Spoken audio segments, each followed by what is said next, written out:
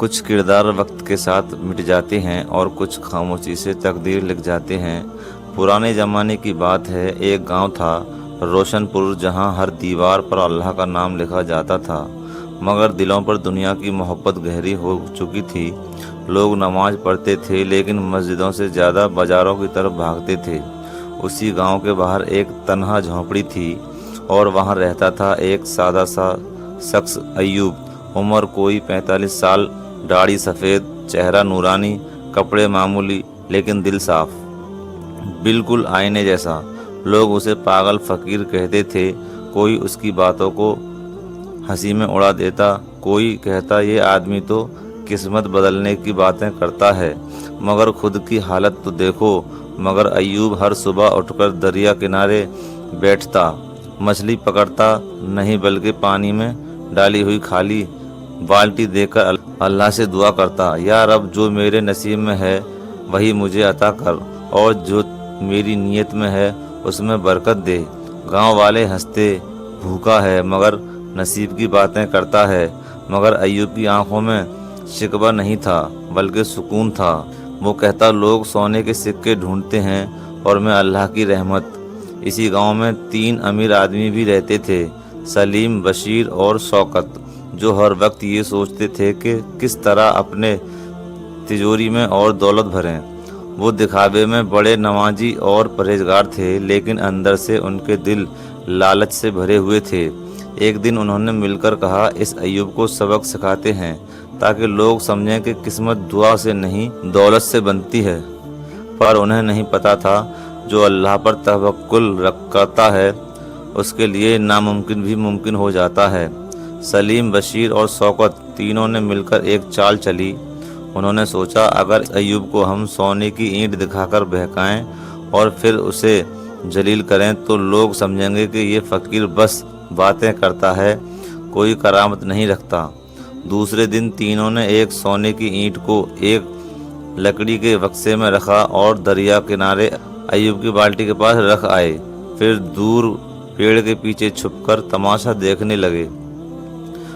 صبح صبح جب ایوب ہمیشہ کی طرح اپنے کانپتے ہاتھوں سے بالٹی اٹھانے گیا، اس کی نگاہ اس بکسے پر پڑی۔ اس نے بکسا کھولا اور دیکھا، چمکتی ہوئی سونے کی اینٹ۔ تینوں دولت مندوں کے چہرے پر مسکان آ گئی۔ اب گرے گا یہ فقیر، دولت دیکھ کر بھاگے گا، لیکن ایوب نے وہ سونے کی اینٹ کو 2 پل دیکھا اور پھر پانی میں پھینک دی۔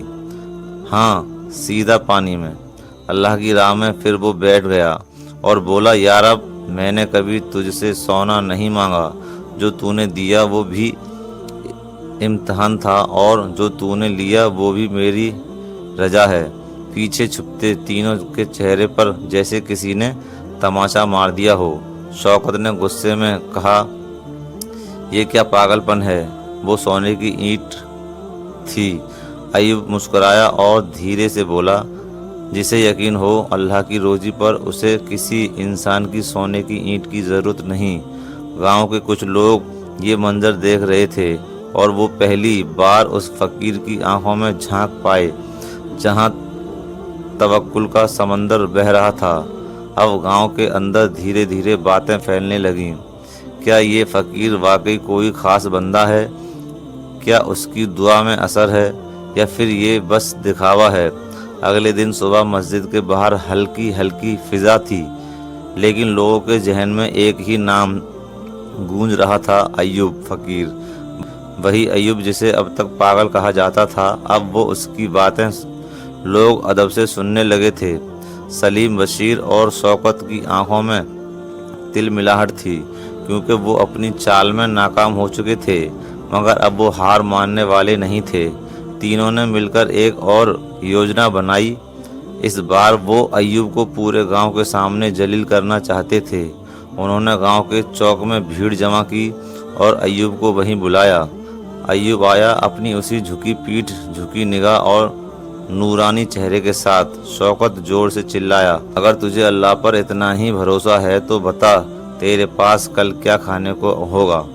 ایوب نے مسکرا کر کہا، اللہ چاہے گا وہی ہوگا، اور جو ملے گا اس میں برکت ہوگی۔ بشیر ہنستے ہوئے بولا، اگر کل تیرے گھر کھانا آیا تو ہم تینوں تیرے پیر پکڑ کر معافی مانگیں گے۔ سلیم نے شرط جوڑ دی، اور اگر کچھ نہ آیا تو اس گاؤں سے چلا جائے گا۔ ساری بھیڑ ہنس پڑی اور ایوب بس سر جھکا کر بولا، جو اللہ چاہے وہی بہتر۔ اس رات ایوب نے دریا کنارے جا کر اپنی پرانی چٹائی بچھائی اور ایک چھوٹی سی دعا کی، یا رب تو جانتا ہے میرے دل کا حال اور ان لوگوں کے دلوں کا حال بھی۔ اگر میری توہین میں تیری رضا ہے تو میں سر جھکا دیتا ہوں، اور اگر تو چاہتا ہے میرا عزت سے جواب دینا تو مجھے وہیں سے روزی بھیج جہاں سے کسی کو امید بھی نہ ہو۔ اس رات بہت ٹھنڈی ہوا چل رہی تھی، اور اسی وقت گاؤں سے بہت دور ایک امیر سوداگر کا قافلہ راستہ بھٹک گیا۔ سوداگر نے اپنے نوکر کو بھیجا، کوئی نیک آدمی تلاشو جو ہمیں صحیح راستہ دکھا سکے۔ نوکر چلتے چلتے دریا کنارے پہنچا جہاں ایوب فقیر تسبیح پڑھ رہا تھا۔ نوکر بولا، مالک نے کہا ہے کوئی سچا اور بھروسے مند آدمی چاہیے جو ہمارے کارواؤں کو صحیح راستے پر لے جائے۔ ایوب نے اشارہ کیا اور صبح تک انہیں صحیح راستے پر پہنچا دیا۔ سوداگر نے جاتے جاتے کہا، اللہ کا نیک بندہ ہے تو، یہ لو تھوڑا سا کھانا اور کچھ چاندی کے سکے۔ ایوب نے سر جھکایا، یہ تیری نہیں میرے رب کی طرف سے ہے۔ صبح ہوئی اور گاؤں میں ڈھنڈورا پٹ گیا۔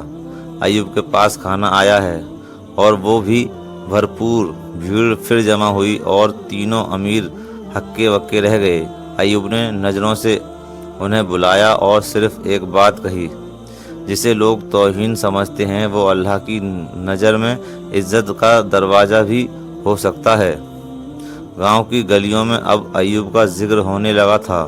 وہ ایوب جسے کل تک اب مذاق سمجھتے تھے، آج اسی کی دعاؤں کی مثالیں دی جاتی تھیں۔ لیکن سلیم، بشیر اور شوکت اب بھی اپنے گھمنڈ میں ڈوبے ہوئے تھے۔ بشیر نے غصے میں کہا، ایک بار کا کھانا مل گیا تو کیا ہوا، اگلے دن کیا کرے گا؟ سلیم نے آنکھیں مٹکٹاتے ہوئے کہا، اب کی بار ایسا کھیل کھیلیں گے کہ یہ دوبارہ کسی کے سامنے نظر نہ آئے۔ شوکت بولا، چلو اسے نوکری کی جھوٹی پیشکش دیتے ہیں اور پھر اسے دھکے مار کر نکالتے ہیں تاکہ سب ہنسیں۔ تینوں نے یوجنا بنائی۔ اگلی صبح وہ ایوب کے پاس پہنچے۔ سلیم بولا، اب بھائی ہم نے سوچا ہے آپ کو ہماری تجوری کا محتام بنا دیں، تنخواہ بھی دیں گے، عزت بھی۔ ایوب نے صرف ایک بار ان کی آنکھوں میں دیکھا اور سر جھکا لیا۔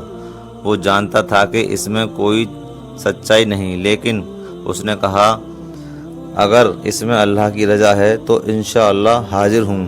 دوسرے دن اسے بازار کے بیچ بیٹھا دیا گیا جہاں ایک صندوق تھا جس میں انہوں نے پہلے سے ہی نقلی چاندی اور پتھر بھر دیے تھے۔ پھر گاؤں کے کچھ لوگوں کو اشارے سے بلایا اور چلا کر کہا، دیکھو یہ فقیر کیا کر رہا ہے، ہماری تجوری سے چوری کرتا پکڑا گیا ہے۔ بھیڑ جمع ہوئی، کچھ لوگ چونک گئے، کچھ نے تانے مارے، لیکن ایوب خاموش کھڑا رہا۔ اس کی آنکھوں میں کوئی ڈر نہیں تھا، صرف اللہ کا یقین تھا۔ اسی وقت گاؤں کے بزرگ مولوی حضرت عمر صاحب بھی وہاں پہنچے۔ انہوں نے کہا، رکو، اس سے پہلے کہ کوئی الزام لگے صندوق کو کھولو اور سب دیکھو۔ صندوق کھولا گیا اور اندر سے جو نکلا اس نے سب کے ہوش اڑا دیے۔ پتھروں کی جگہ کچی چاندی اور سونے کے سکے تھے۔ شوکت ہکا بکا رہ گیا، یہ تو ہم نے تو نقلی سکے رکھے تھے۔ ایوب نے پہلی بار مسکرا کر کہا، جس صندوق کو تم نے دھوکے سے بھرا تھا اللہ نے اسے سچائی سے بھر دیا، کیونکہ جب دل سچا ہو تو تقدیر بھی جھک جاتی ہے۔ بھیڑ سناٹے میں تھی۔ پھر ایک بزرگ نے ایوب کے ہاتھ چوم لیے۔ اب پورا گاؤں پوچھنے لگا، کون ہے یہ فقیر، کیسے بدل گئی اس کی تقدیر؟ اب گاؤں کا ہر چہرہ حیران تھا، ہر زبان پر ایک ہی نام تھا، ایوب فقیر۔ کل تک جسے سب توہین سمجھتے تھے، آج وہی رحمت کی پہچان بن گیا تھا۔ مسجد میں امام صاحب نے خطبے میں ایوب کی سچائی کا ذکر کیا اور گاؤں کی عورتیں اپنے بچوں کو کہتی بیٹا اس فقیر کی طرح سچا بننا۔ وہیں دوسری طرف سلیم، بشیر اور شوکت کا حال بدلا ہوا تھا۔ ان کی دکانیں سنسان ہونے لگیں، لوگوں نے ان سے سودے کرنے بند کر دیے۔ جو تینوں کبھی اونچی کرسیوں پر بیٹھے رہتے تھے، اب انہیں اپنی ہی نظریں چبھنے لگی تھیں۔ ایک دن کی بات ہے، تینوں آپس میں بیٹھے تھے۔ شوکت نے کہا، کیا سوچ رہے ہو؟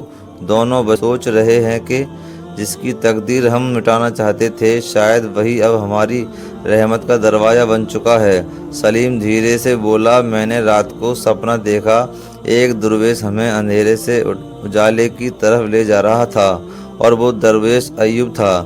تینوں خاموش ہو گئے۔ اگلے ہی دن انہوں نے طے کیا کہ اب اور نہیں، اب اپنے گناہوں کا اظہار کرنا ہے۔ تینوں ایوب کی جھونپڑی کے باہر پہنچے۔ ایوب اس وقت ایک پرانے کپڑے سے کسی غریب بچے کے لیے چپل سل رہا تھا۔ تینوں نے ایک ساتھ سر جھکا دیا۔ بشیر بولا، ہم نے تم پر توہین کی، تجھے نیچا دکھانا چاہا، تیری عزت کو مٹانا چاہا، معاف کر دے۔ ایوب نے سلائی روک دی، سر اٹھایا اور بس ایک بات کہی، جسے اللہ نے اٹھا دیا اسے کوئی گرا نہیں سکتا، اور جو گرا ہوا ہو اگر وہ معافی مانگے تو اللہ اسے بھی اٹھا سکتا ہے۔ پھر اس نے تینوں کو سینے سے لگا لیا۔ اس پل جیسے گاؤں کی ہوا بدل گئی ہو، وہاں آندیاں نہیں رحمتیں چلنے لگی۔ اب لوگ کہتے تھے، یہاں صرف ایک فقیر نہیں رہتا، یہاں تقدیریں پلٹتی ہیں۔ اب ایوب فقیر کا نام صرف روشن پور میں ہی نہیں بلکہ آس پاس کے گاؤں تک پھیل چکا تھا۔ لوگ دور دراز سے اس کی دعاؤں لینے آتے، کوئی اپنی بیمار ماں کی دوا کے لیے دعا مانگتا، کوئی سنتان کی آرزو کے لیے، لیکن ایوب صرف ایک جواب دیتا، میں کچھ نہیں، میں تو بس اس در پر بیٹھا ہوں جہاں سے ہر کسی کو کچھ ملتا ہے اور کسی کو سب کچھ۔ سلیم، بشیر اور شوکت سب اب اس کی خدمت میں لگے رہتے، کبھی جھونپڑی کی مرمت کرواتے، کبھی کھانے کا سامان رکھتے، اور ایوب ہر بار کہتا، خدمت اس سے کرو جو تم سے امید بھی نہیں رکھتا، اللہ وہی سے امتحان لیتا ہے۔ پھر ایک دن ایک اجنبی نوجوان گاؤں میں داخل ہوا۔ اس کے چہرے پر سفر کی تھکان تھی، ہاتھ میں ایک پرانا لفافہ اور آنکھوں میں تعجب۔ وہ سیدھے مسجد گیا اور امام صاحب سے پوچھا، کیا یہاں کوئی ایوب فقیر رہتے ہیں؟ امام مسکرائے اور بولے، صرف رہتے نہیں بلکہ لوگوں کی بد دعاؤں کے تالے بھی کھولتے ہیں۔ وہ نوجوان سیدھا جھونپڑی کے پاس پہنچا، کانپتی آواز میں بولا، حضور، یہ خط آپ کے نام ہے، میرے مرحوم والد نے یہ مجھے دیا تھا، کہا تھا کہ ایک روز جب تو بھٹکے تو اسے کھولنا اور اس ایوب نام کے فقیر سے ملنا۔ ایوب نے وہ خط لیا اور جیسے ہی کھول کر پڑھا، اس کی آنکھوں سے آنسو جھلک پڑے۔ اس خط میں لکھا تھا، اگر یہ خط تجھ تک پہنچا ہے تو سمجھ لینا تو اندھیرے سے اجالے کی طرف بڑھ رہا ہے۔ اس فقیر سے صرف رحمت مانگنا، مگر اس کی خاموشی سے سبق لینا۔ نے اس نوجوان کی پیشانی چومی اور کہا، کبھی کبھی بیٹا اللہ کسی کی تقدیر ایک خط کے ذریعے بھی لکھتا ہے، اور کسی کی تقدیر کسی فقیر کے خاموشی سے بدل دیتا ہے۔ اب گاؤں میں نئی چرچا تھی، وہ اجنبی کون تھا؟ اس کے پتا نے ایسا خط کیوں چھوڑا؟ جھونپڑی کے اندر اب صرف خاموشی نہیں بلکہ رہس کا سایہ تھا۔ وہ نوجوان جس کا نام تھا الیاس، اب روز ایوب کے پاس بیٹھنے لگا۔ وہ کہتا، حضور، مجھے راستہ چاہیے، میں بہت کچھ ہار چکا ہوں، اب صرف اللہ کو پانا چاہتا ہوں۔ ایوب مسکراتا اور کہتا، جسے سب کچھ کھو کر بھی اللہ مل جائے وہ سب سے بڑا پانے والا ہوتا ہے۔ ایک دن ایوب نے اپنی چٹائی کے نیچے ایک پرانی بند کتاب نکالی، اس کی جلد پھٹی ہوئی تھی اور کچھ پنوں پر وقت کی گرد بیٹھ چکی تھی۔ ایوب نے الیاس سے کہا، اس کتاب کو صرف وہی کھول سکتا ہے جس کی نیت صاف ہو اور دل زخمی ہو۔ الیاس نے کانپتے ہاتھوں سے کتاب کھولی اور پہلا پنا ہی پڑھا۔ جیسے اس پنے پر صرف ایک جملہ لکھا تھا، جس نے اپنے گھمنڈ کو چھوڑا اسی نے تقدیر کی کنجی پائی۔ الیاس سر اٹھا، اس کی آنکھوں میں بیتے گناہوں کی پرچھائیاں جھلکنے لگیں۔ اس نے دھیرے سے پوچھا، حضور کیا تقدیر واقعی بدل سکتی ہے؟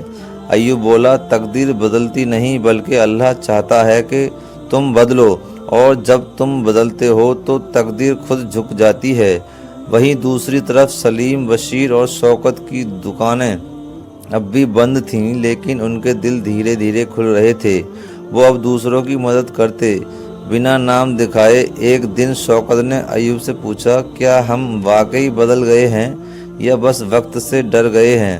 ایوب نے آسمان کی طرف دیکھا اور کہا، جب انسان خود سے یہ سوال پوچھنے لگے تو سمجھو توبہ دروازے پر دستک دے رہی ہے۔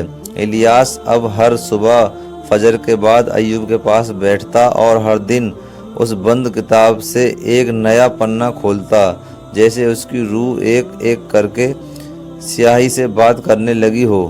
وہ اب بات کم کرتا، سوچتا زیادہ۔ اس کی آنکھوں میں گناہوں کی راکھ تھی، مگر دل میں توبہ کا چراغ جل اٹھا تھا۔ ایک دن ایوب نے اپنے پرانے صندوق کی صفائی کرنے کا ارادہ کیا۔ صندوق لکڑی کا تھا، ٹوٹی ہوئی کپڑ اور نیچے جنگ لگے کیل۔ اب ایوب نے اسے اٹھایا تو نیچے زمین میں کچھ ابھرا ہوا سا لگا۔ الیاس نے فاوڑا منگوایا اور تھوڑا کھولتے ہی ایک چھوٹی سی لوہے کی پیٹی باہر آئی، بالکل جنگ کھائی بند۔ ایوب کی آنکھوں میں ہلکی بے چینی تھی۔ اس نے دھیرے سے تالا توڑا۔ اندر ایک پرانی وصیت، ایک انگوٹھی اور ایک رومال نکلا۔ وصیت پر لکھا تھا، اگر یہ میرے بیٹے تک پہنچے تو سمجھ لینا اسے اب صرف تقدیر نہیں خود کو بھی پہچاننا ہے۔ الیاس کی آنکھیں پھٹی کی پھٹی رہ گئیں۔ یہ تو میرے ابا کی لکھاوٹ ہے۔ اس نے کانپتے ہاتھوں سے رومال اٹھایا، اس میں کڑھائی سے اس کا نام لکھا تھا۔ ایوب نے اسے دیکھا اور بس اتنا کہا، بیٹا یہ گھر نہیں، تقدیر کی زمین ہے۔ یہاں جسے کچھ نہیں ملتا اسے اللہ مل جاتا ہے، اور جسے اللہ مل گیا اسے سب کچھ مل جاتا ہے۔ الیاس اب صرف مہمان نہیں تھا، وہ ایوب کا وارث تھا۔ اس توکل، اس صبر، اس امانت کا جو برسوں سے کسی سچے دل کا انتظار کر رہی تھی۔ الیاس کے ہاتھ میں وصیت دیکھ کر گاؤں کے کچھ لوگ تو دنگ رہ گئے، لیکن سب سے زیادہ بے چینی سلیم، بشیر اور شوکت کو ہوئی۔ تینوں نے توبہ تو کر لی تھی، مگر اب دل کسی نہ کسی کونے میں ایک پرانا زہر پھر سے ابھرنے لگا تھا۔ یہ لڑکا تو ابھی آیا ہے اور اب سب کا وارث بن گیا۔ شوکت نے تانا مارا، حق کا وارث بننے کے لیے خون چاہیے، رحمت نہیں۔ بشیر بولا، ایوب تو ہم تینوں کو بیٹا سمجھتا تھا، پھر یہ الیاس بیچ میں کہاں سے آیا ہے؟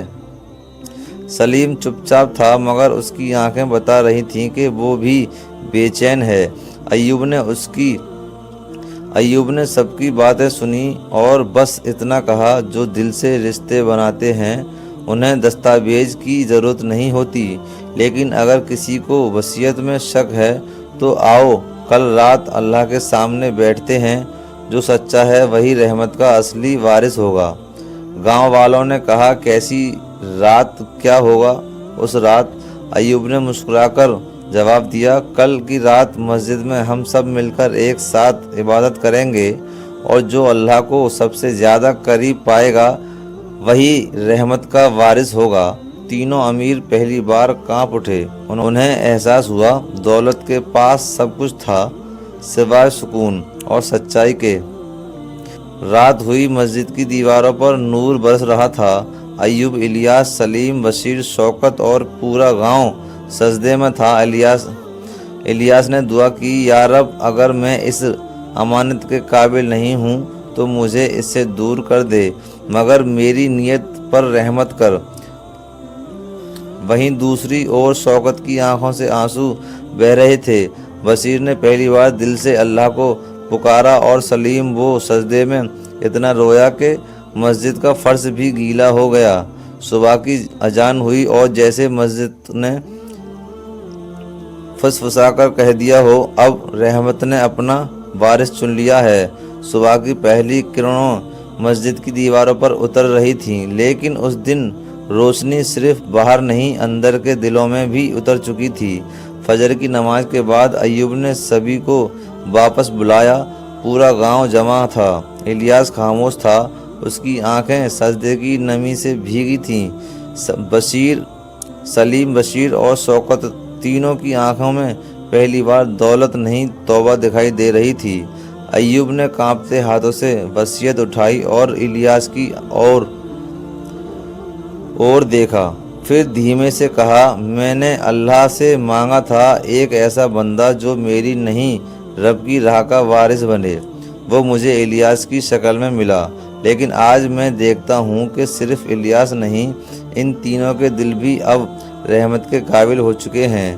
پورا گاؤں سناٹے میں تھا۔ ایوب نے آگے کہا، اس امانت کا کوئی ایک وارث نہیں ہوگا جو بھی سچے دل سے توبہ کرے، جو دوسروں کو اوپر اٹھائے، جو خود کو مٹا کر کسی بھوکے کو روٹی دے، وہی میرا وارث ہوگا، وہی اللہ کا بندہ کہلائے گا۔ پھر اس نے صندوق میں سے ایک ایک کر کے 4 رومال نکالے، ایک الیاس کو اور باقی تینوں لالچیوں کو۔ ہر رومال پر ایک ہی بات کڑی تھی، تقدیر ان کے لیے بدلتی ہے جو خود کو بدلنے کی ہمت رکھتے ہیں۔ الیاس نے ایوب کے پیر چومے، شوکت نے اس کا ہاتھ پکڑا اور کہا، ہم نے تجھ سے مقابلہ کیا اور تیرا رب تجھ سے محبت کر بیٹھا۔ ایوب نے سب کو گلے لگایا۔ وہ جھونپڑی اب تنگ نہیں تھی، وہ رحمت کی کھان بن چکی تھی۔ سالوں بیت گئے، ایوب اب دنیا میں نہیں رہا، لیکن اس کا تکبر، اس کی باتیں، اس کی دعائیں اب الیاس اور ان تینوں کے ذریعے سے جی رہی تھیں۔ وہ جھونپڑی اب دارالحق کہلانے لگی، جہاں لوگ دعا نہیں، خود کو بدلنے کی ہمت مانگنے آتے تھے۔ اصلی تقدیر وہی ہوتی ہے جو سجدے میں بدل جائے، اور اصلی امیر وہی جو دوسروں کی بھوک سے پہلے اپنے لالچ کو مٹا دے۔